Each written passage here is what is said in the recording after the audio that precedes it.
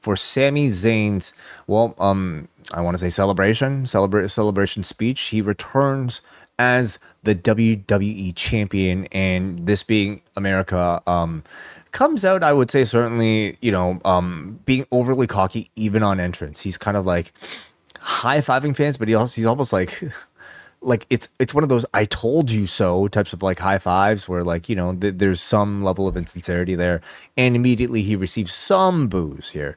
Sammy says, "A lot of you came to ride or die with the last real good guy," and that receives a mixture of cheers and boos. He thanks his supporters from the bottom of his heart, but says, it's kind of funny because I've come out here and I've been booed every single time over the past few months. And those are the same people who are the ones who wanted me to be champion 3 years ago. They turned their backs on me and they jumped off the bandwagon. And I could be petty and I could tell all those people to kiss my ass. And then he smugly says, but I won't, because I am a good guy. So there's just something lovely about somebody who says they're not going to do something, but they're essentially doing it anyway before saying, no, but I'm not going to do it. Sammy says he never changed. He did it his way. He did it the right way. He says, we are celebrating tonight and we are celebrating me. I will now forever be known as one of the greatest of all time. Sami Zayn, WrestleMania main eventer, Grand Slam champion, WWE champion. And he says no amount of booing will ever take that away from me.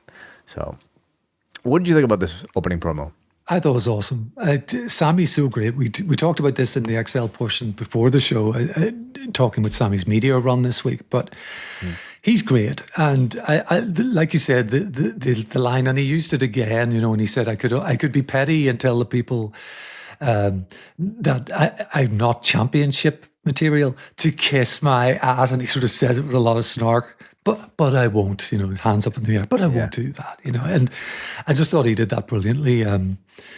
It's the equivalent of like like offending somebody and then saying no offense. Exactly. Yeah. Yeah. I thought like this was a really fascinating promo in that like you saw the end scene from a Night of Champions where he was just like, I mean, there wasn't a more fan friendly face in the whole building. But here you have Sami Zayn now. Like, I'll also say it's fascinating because through many of the interviews in media and many of the online reactions, you can't help but be happy for this guy, in real life, right? This man who has worked, we've seen for decades. Well, maybe, I don't exactly know how long his career is, but it feels like it's been like a 20-year career so far. And finally achieving what many would consider to be the pinnacle of the sport. There's a very genuine happiness that I think like longtime fans, even like short-time fans might feel for him. And yet he has to come out and elicit the opposite reaction. So I was fascinated to see how he would do it. And I do think like this same material that he spoke in this promo, it is said in a different way, would have made for like a great babyface celebration speech, but he presents it here in a way that drives up the obnoxiousness, drives up the pettiness and bitterness towards all the people who doubted him, and does it to such an effective degree that it makes you kind of want to boo him, and forget about everything, all the happiness you might have felt for him initially.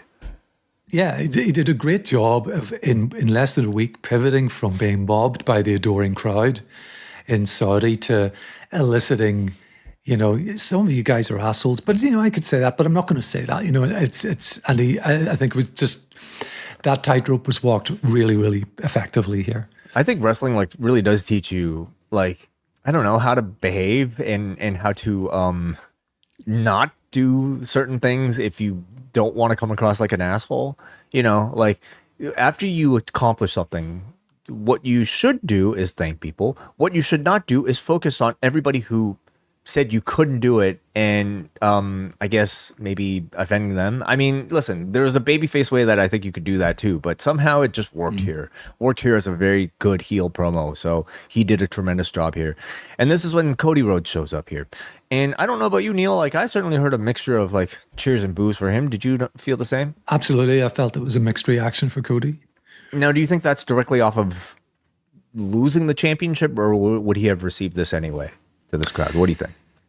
I think he might have received it anyway, because most of the crowd were still with Sami because it wasn't a completely heel promo. Like we said, he was threading the needle here in a sense, and he's getting interrupted essentially, by the former champion, with all the usual stuff and the pyro, even though he doesn't have the championship anymore. And I think to some, that's kind of like, yeah, heelish slightly Sure. before he says a word. Well, like, I mean, just who he is, the guy in the suit, the dyed blonde hair versus the guy who, I mean, just kind of dresses like an everyman, right? Again, it's dependent on the town. Most towns you will see them love Cody Rhodes, certainly above Sami Zayn. But yeah, it was certainly a mixed reaction here, and I wonder how much of it is due to him failing at, retaining the championship versus just a natural reaction he would have had anyway. So Cody says. Well, Sami says, Cody, what do you want to talk about? Cody says he wanted to be the first to celebrate with Sami after his title win, just like Sami did with him back at WrestleMania 40. And he offers his congrats, shakes his hand, turns around, and just leaves. This is when Sami tells him to stop playing games and drop the act. I know you're addicted to this title, so just tell me to my face why you're here. But they are interrupted by Jey Uso coming in from Raw. Jey comes in, gives Sami a big hug. They do their secret handshake. Jey says, you earned and deserve that championship, but I'm here to give you a warning shot. I need that title for my family. Cody asks, what year is this? And when did main event Jey Uso revert to running errands for the tribal chief? Sami tells Jey that as far as he's concerned, this title is still in the family. And, we are, it has been brought up that Sami Zayn is a champion at the very same time as Roman Reigns on the other show. And that interaction, I think is inevitable, with or without the championship. But now being able to see the both of them on the same plane, is there any sort of interest in you seeing something with Sami and Roman in the near future? Yes, and I think given that given what gets announced by the end of this segment, we'll see it as soon as Monday. Some interaction, at least, between them. So this is when Adam Pearce interrupts, and he's, of course, acting on behalf of Nick Aldis, who has temporarily been suspended after the Gunther altercation. So Adam Pearce says Sami needs to find a challenger, and it's not going to be for SummerSlam. It's going to be for Chicago on Monday, which, I mean, I guess is like in story, it makes sense because, Pearce might want to favor his own show. But certainly in reality, them making this somewhat of a cross-branded show, which he would kind of like hint towards later, of course, opens the door for a CM Punk to show up. So Pearce makes Jey versus Cody tonight as a number one contenders match.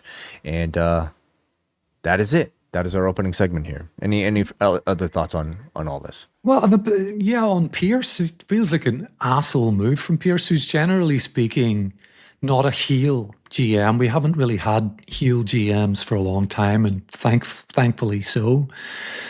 But he's here an he asshole is. to the baby faces. Oh, sorry, he's an asshole to the heels. I which guess, Sami is. but here he is making Sami, who's only just won the title, defend it within a week or so, within 2 weeks, something that he just would not do with Roman or with Liv on his own show. Liv's a heel, she doesn't really have to, So I felt that in stepping in for all this and saying, first order of business, we need to find a challenger.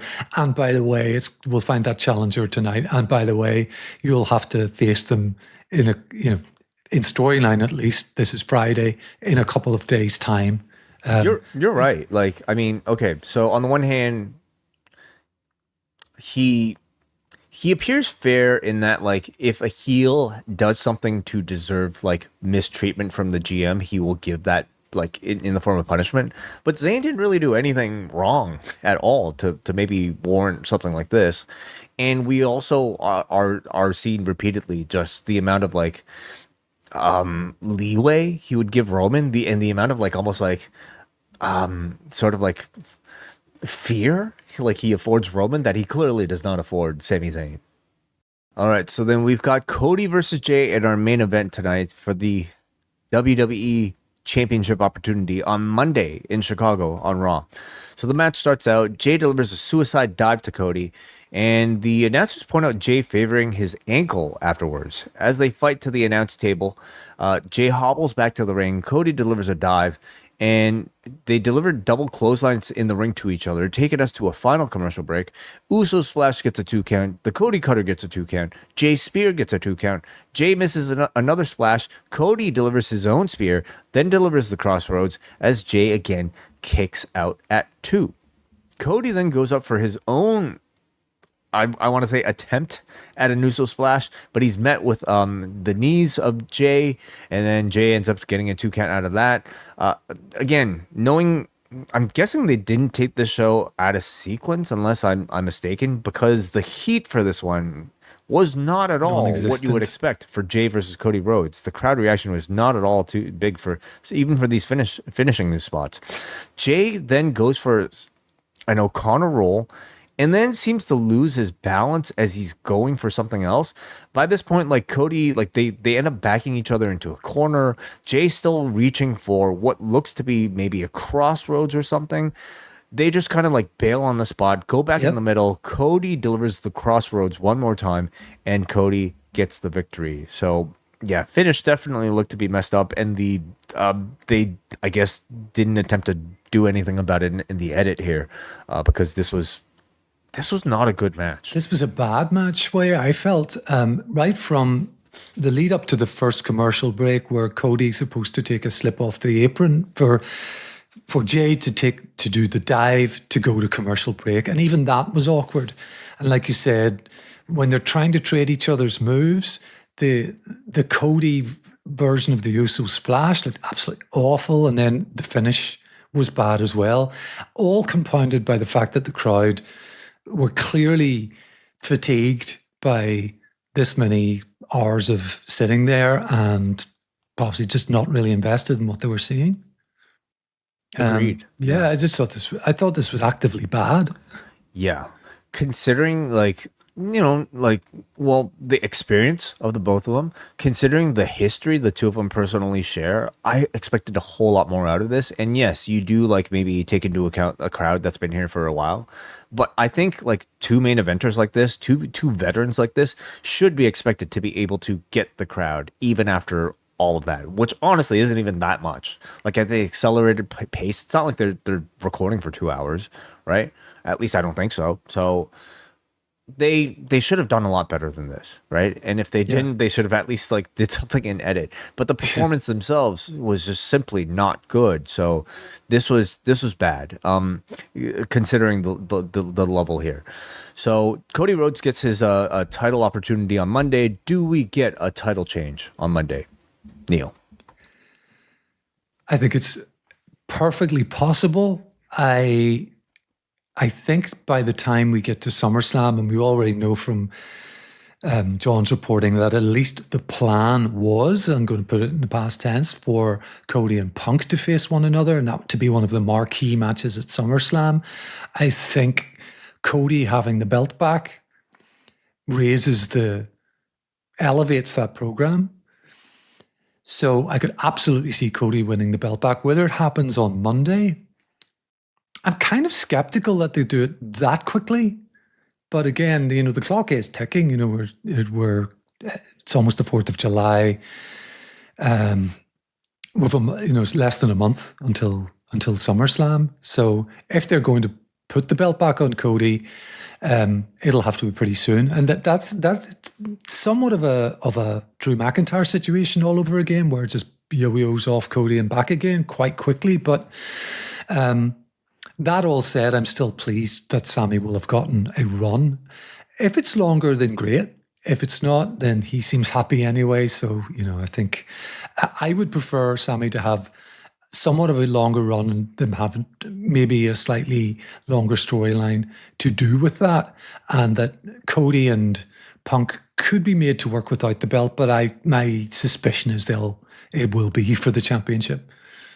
My feeling is that if they do take the belt off of Sami, I think that'll turn Sami into the biggest baby face. And it'll turn Cody into a terrible heel. And I don't think that's the type of like feeling they want to entertain for Cody Rhodes. I I think you could do Cody versus Punk without the championship and have it still feel big. I think the audience really wants to see this Zayn reign extended, and I think they're just simply playing with the threat of like having it end on so quickly because people are expecting it to end so quickly, and pairing him against a guy who would be most likely to win the belt off of him. I think is just simply their way of like toying with those expectations and making you that much more elated, perhaps, that Zayn is retaining. That's my hope, I want to say, maybe even my feeling.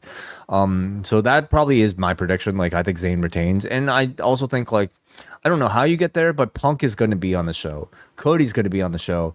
That sort of represents a perfect opportunity to like set the scene for that particular match on SummerSlam, right? Yeah. It's July on the Post Wrestling Cafe, and that means our extensive G1 coverage begins starting July 11th. We're going to have reviews of every single G1 card right up to and including the finals in the middle of August. Plus, Rewind Away takes a look at 2 episodes of Heels. We're also going to be going back to 2005 for a review of WrestleMania 21, and it is the start of our double shot episodes covering this season of Dark Side of the Ring. Plus, we are going to dive into the 3rd season of WWE Unreal. All that and so much more can be yours by signing up to the Post Wrestling Cafe. It gets you XL editions of Rewind to Raw, Dynamite, and SmackDown, Collision Course on a weekly basis, MCU later, and so much more.